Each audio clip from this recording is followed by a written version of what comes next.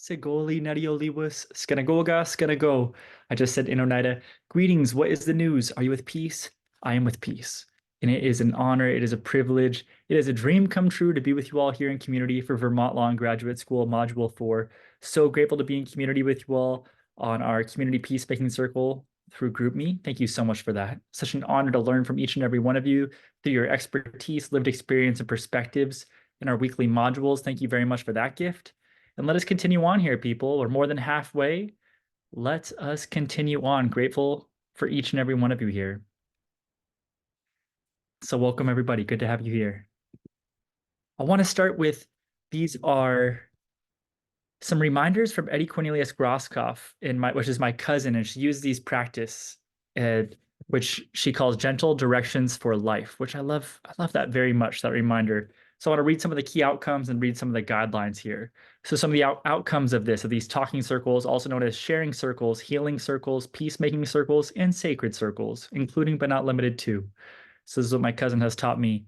These are the key outcomes: being extremely powerful experiential learning, stimulating awareness while fostering respect for individual differences, and facilitating group cohesion, promotes healing of body, mind, and spirit, encourages head and heart involvement through thoughts and feelings expressed, strengthens positive outcomes and a safe environment for people of all ages to share their points of view while being respected, develops and reinforces good listening skills and empathy, promotes blessings as a, quote, sacred circle. Some of the guidelines, as Eddie has put forth: may have 2 facilitators, and facilitators may participate in the circle discussion. Participants sit in a circle. Best size groups are 5 to 15. Smudge with cedar, sage, or sweetgrass to cleanse body, mind, and spirit, which is an optional step, and I would also recommend that. An opening prayer. May ask an elder or a facilitator may pray. A talking object, whether that be a feather, a stone, a stick, etc., is passed to the left after speaking. Give full attention to the speaker without interruption. Be compassionate and supportive in each other's healing. Speak from the heart in a positive manner. Be courageous to share your head and heart, your thoughts and your feelings. All comments are addressed to the question or issue, not comments to another participant. Listen in a non-judgmental way. No negative comments towards self or others. Make everyone feel invited to respond, but passing is acceptable. No judgmental comments by facilitators, such as good comment, but may ask for clarification. Send loving thoughts and feelings to each speaker during their time of speaking.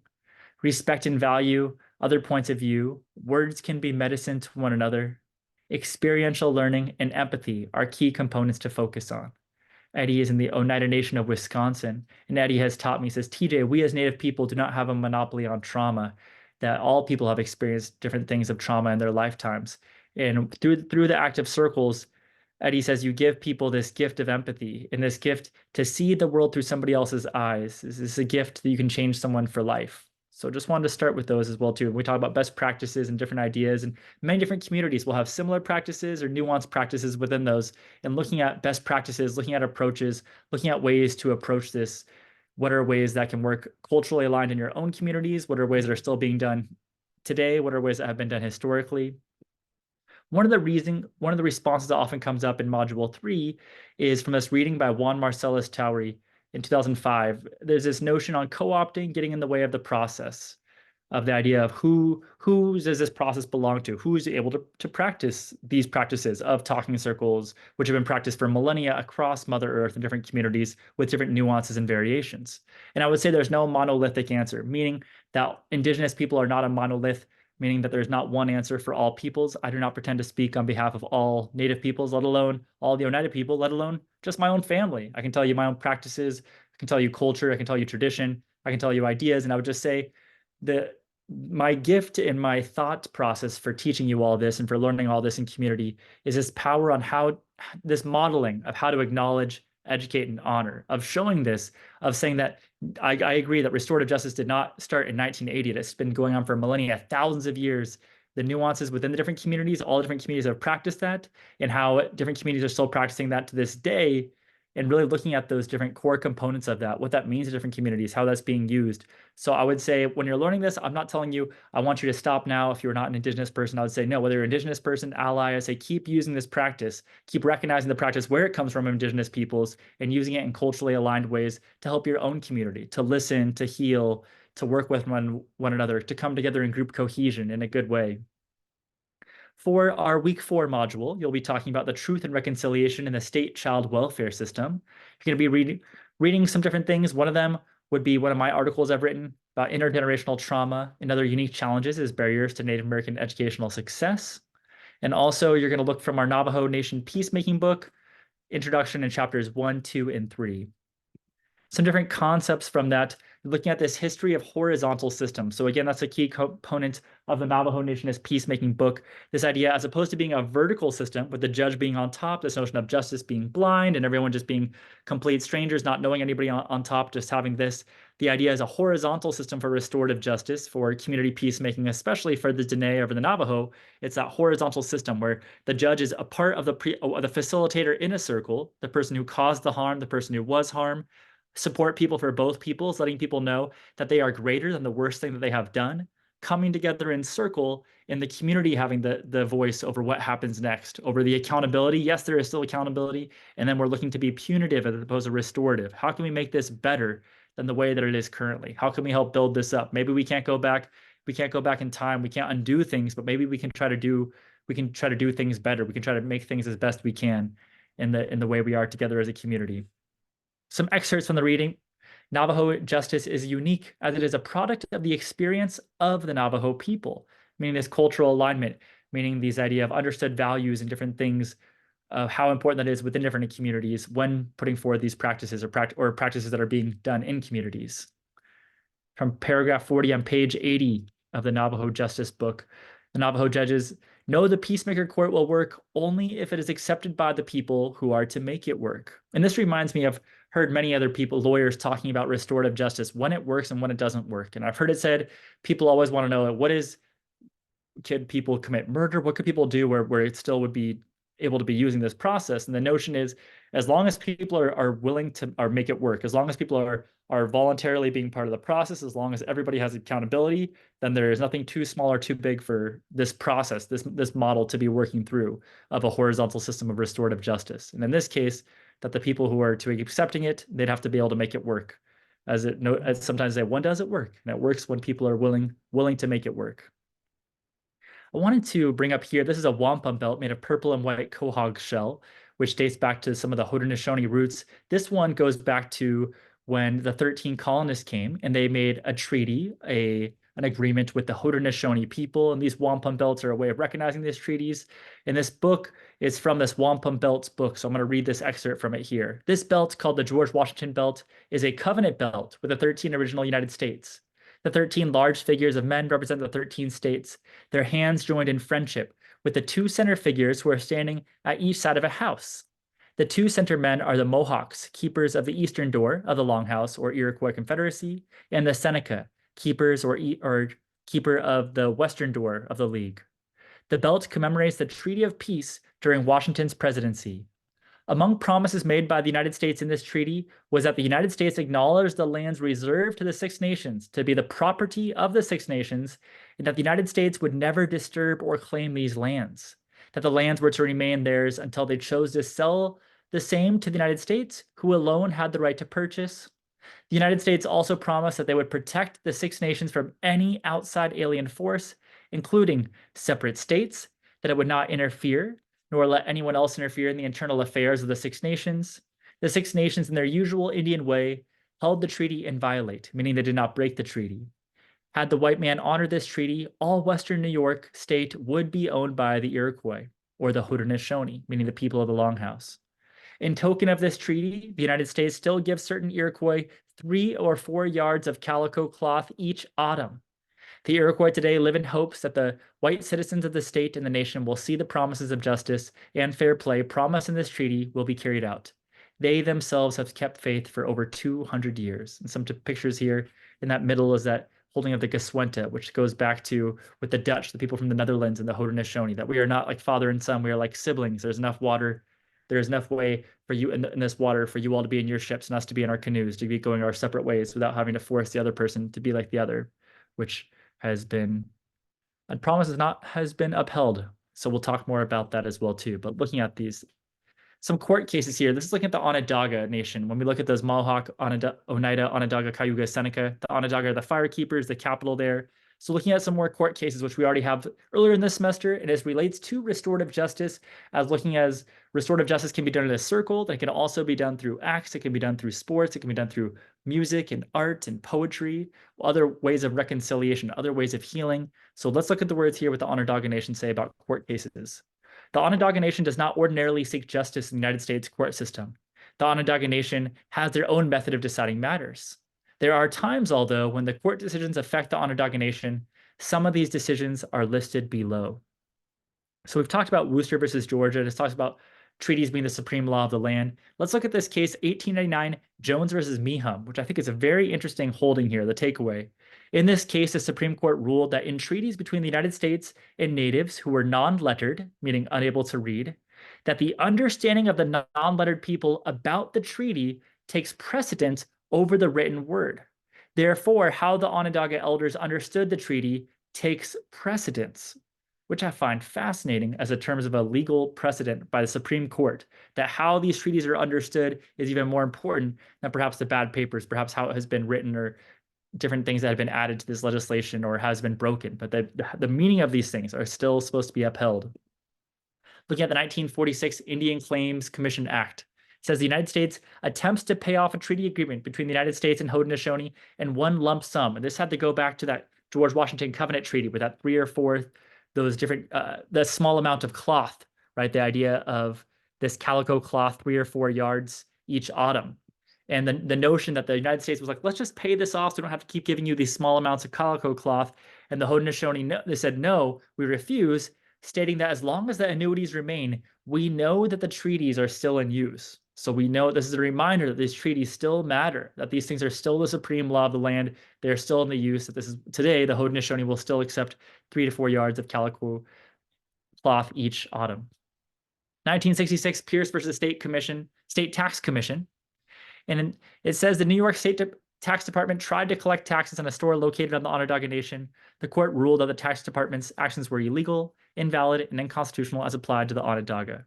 So we talk about those notions of justice, and 3 key notions of justice or 3 key notions that came from the peacemaker Hiawatha and Jegonsah would be peace, equity and justice, or righteousness, or the power of a good mind. And I find that key, being that second point being equity or justice, as we talk about restorative justice, community peacemaking. We talk about justice being in the eye of the beholder. I've also heard it said that our lawyer is peacemaker. I've heard it said that if you are all entering into whatever field you're doing, but if you are entering into law, this notion of what it means to be a peacemaker, if 92% of our court cases do not actually go to court, that they get settled outside of such, if this is done through mediation or an alternative to mediation, such as restorative justice or some other restorative way, of how can we do that in a way as storytellers, of being able to tell stories, whether in the courtroom or in a circle, of trying to have people feel understood, have them feel listened to, and to be a facilitator for healing. I think they're just powerful connections here. Looking at treaties here, more about the Onondaga Nation. Throughout the Onondaga and Haudenosaunee history, we have made agreements with other nations. Before the coming of our white brothers, the Haudenosaunee made agreements with our bordering native nations. After our first contact, we began to make agreements with our new neighbors, the Dutch, French, and English. These agreements, treaties that the Onondaga and Haudenosaunee made included the Gaswenta, or Tura Wampum, set forth the Haudenosaunee and how its new neighbors plan to live together.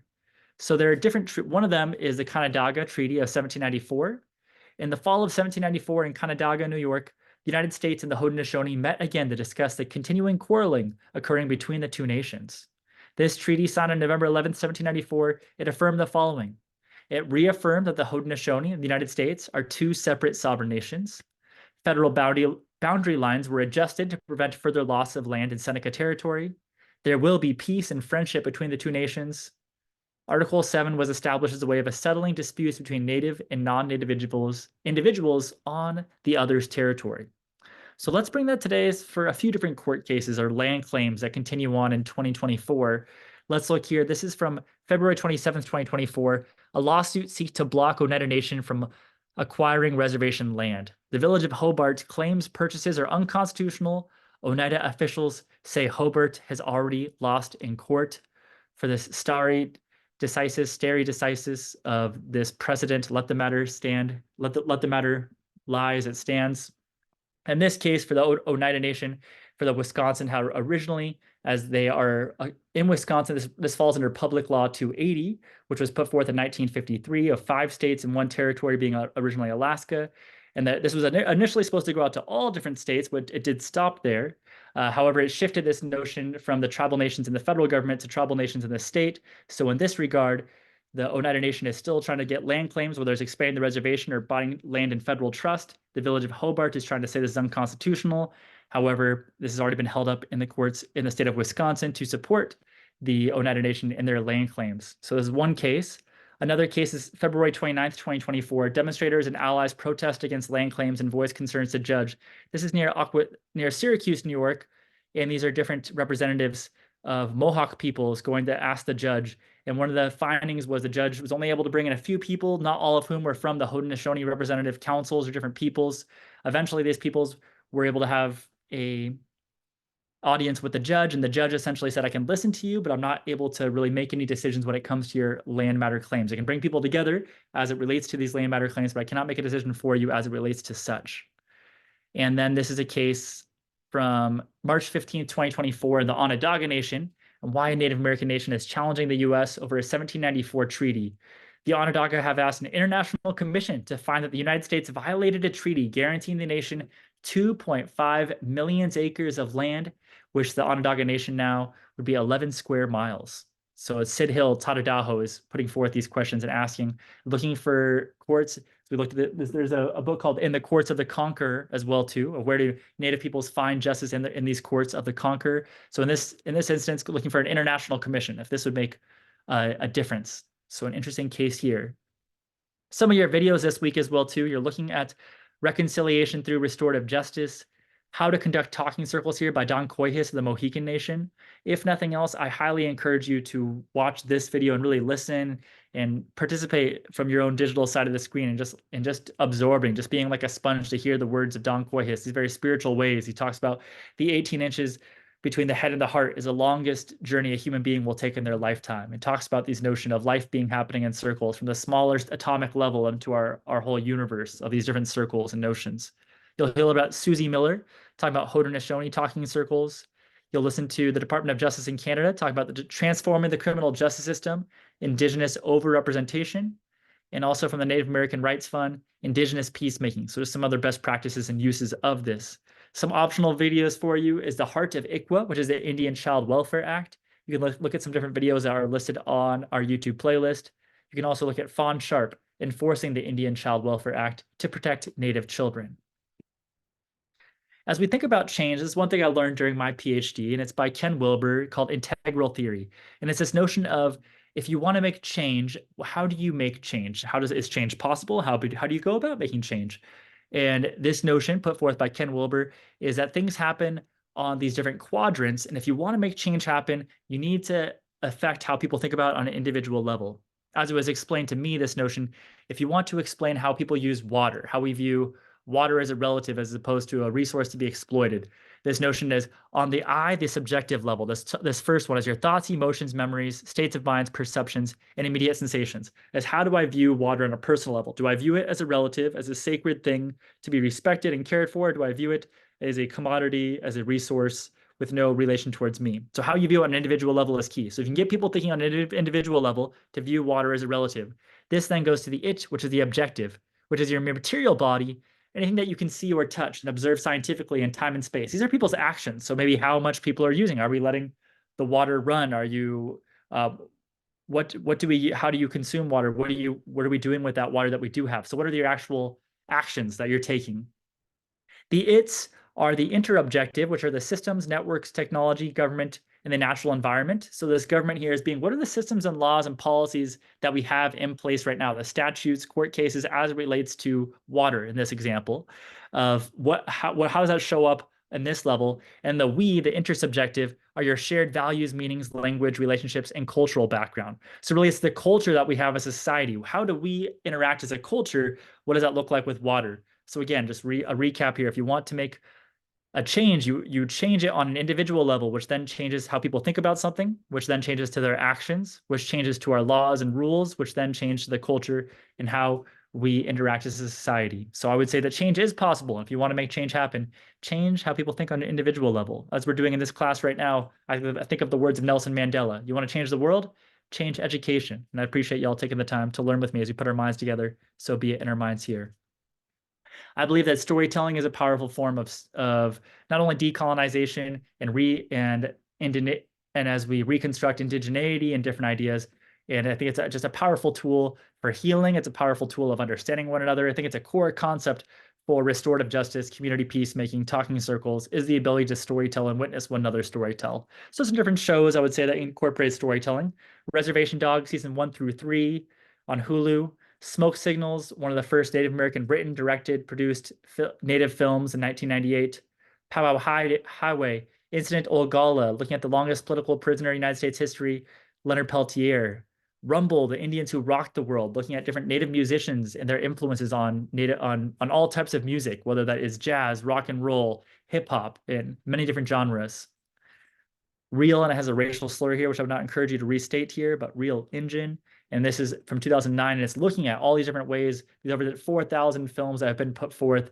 Oftentimes, these Western films that have put incorrectly misinformation and mischaracterized history, oftentimes trying to put Native people as warlike and savage and the poor settlers who were just trying to survive. And in reality, it was very much historically could be flipped with many of these stories, with the Native people being here and settlers coming in, causing war on these different peoples who were there. So just dissecting and deconstructing that in this film, this documentary.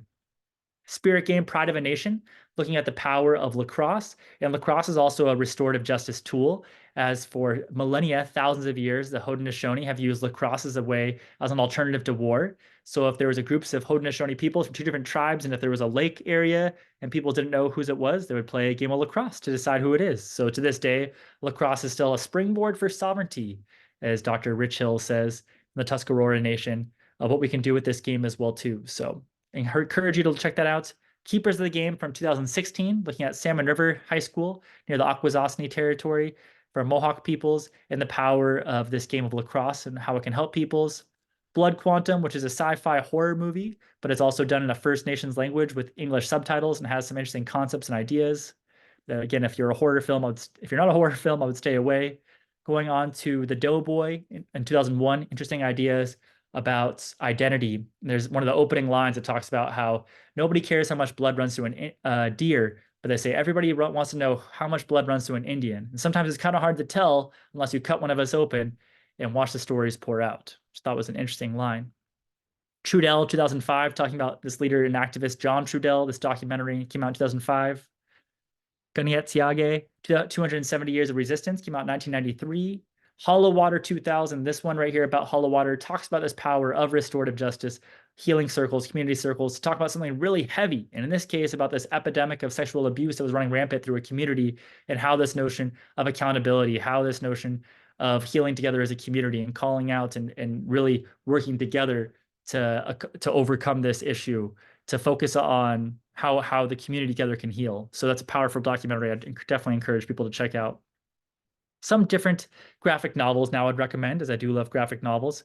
Surviving the City, both Volume 1 and 2, and Volume 3 I would recommend checking out as well too, which is available August 2024. The Outside Circle is a powerful graphic novel looking from the First Nations community, so Native people in Canada, many different parallels and similarities, some different distinct differences and also some different similarities about that. So in this book as well too, you learn about this person who's caught up in this idea of gang violence, Pete, a young Aboriginal man, and he talks about how he begins this process of rehabilitation that includes traditional Aboriginal healing circles and ceremonies. So in this graphic novel, it talks about these powerful ceremonies and it depicts them, and it's powerful. And highly recommend checking out this book. And some of the power, it talks about some of like the pain and the trauma which is being overcome or which is being healed from. And I talk about some of these laws and legislation in Canada. 1850, Act for the Better Protection of the Lands and Property of Indians. 1857, Gradual Civilization Act. 1860, Indian Lands Act. 1867, Indian Act. 1869, Act for the Gradual Enfranchisement of Indians. The residential schools, and the 60s Scoop. And the 60s Scoop were literally where where these different workers for welfare systems were driving around. If kids were playing in their front yards, they'd literally be scooped up. These like Native kids, First Nations kids. It's happening in Canada and happening in the United States as well too. That these welfare workers would scoop up these children, take them and put them into homes of European American, of white families, because they thought they were doing them a favor by separating them from their native families, that they were better off, which is horrible when you think about the psychological impacts of that kidnapping and just being taken away from people's cultural upbringings and how important that is as well too. So in this, it talks about this depiction of circles and it shows this sacred process, which I think is a beautiful and powerful thing. And this notion, looking at this sacred pipe ceremony as well too, and just some reflections and some questions. And the question here, I want you all to close your eyes and think back to a time before the Europeans came. North America was known as Turtle Island. So it's connecting with people's ancestors, millennia of peoples who had been here before as well too. Another book, Seven Generations, a Plains Cree saga. You can even see from the cover, this whole storytelling here is powerful. It looks at 7 generations ago until building up until the current era and looking at different things and looking at how this shows up over time as well too, whether that's intergenerational trauma, intergenerational resiliency and love. Powerful text and powerful image as it shows some really powerful ideas. So with that being said, people, I just wanted to say to you, Yawanko Gunalunkwa Unuyiwa, which means thank you, I love you. Until next time in Oneida. Nobody loves you. Dr. Reed loves you. Take care of yourself physically, mentally, emotionally, and spiritually. Looking forward to learning from you all in your reflections. I will see you all in our community group, making our community peacemaking circle in our group me. Take care, everybody.